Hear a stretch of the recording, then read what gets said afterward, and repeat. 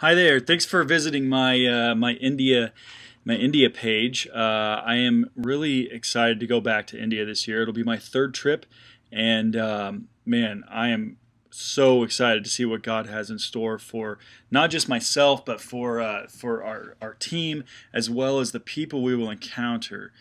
India is one of the largest nations in the world with over 1.5 billion people, and it's also one of the poorest. Over 47% of the world's poorest people live in India.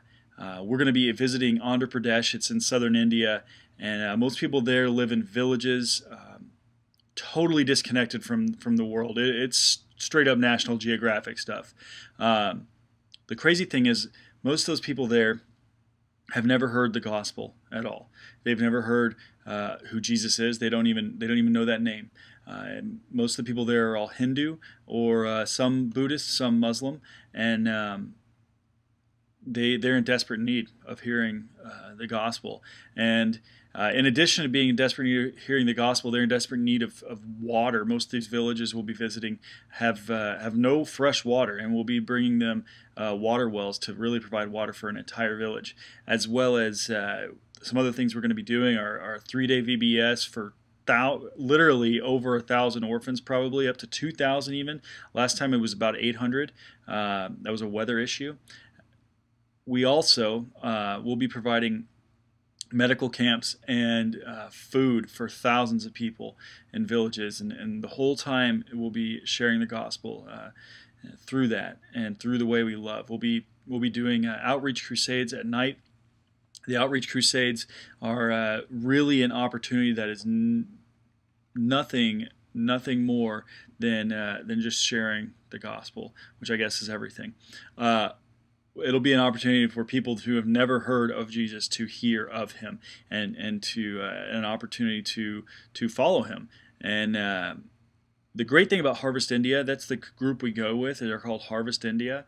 You can go to harvest-india.org if you want to find out more about them. But the great thing about them is that it's not just a one-night crusade and they end up giving their life to the Lord and then they're out.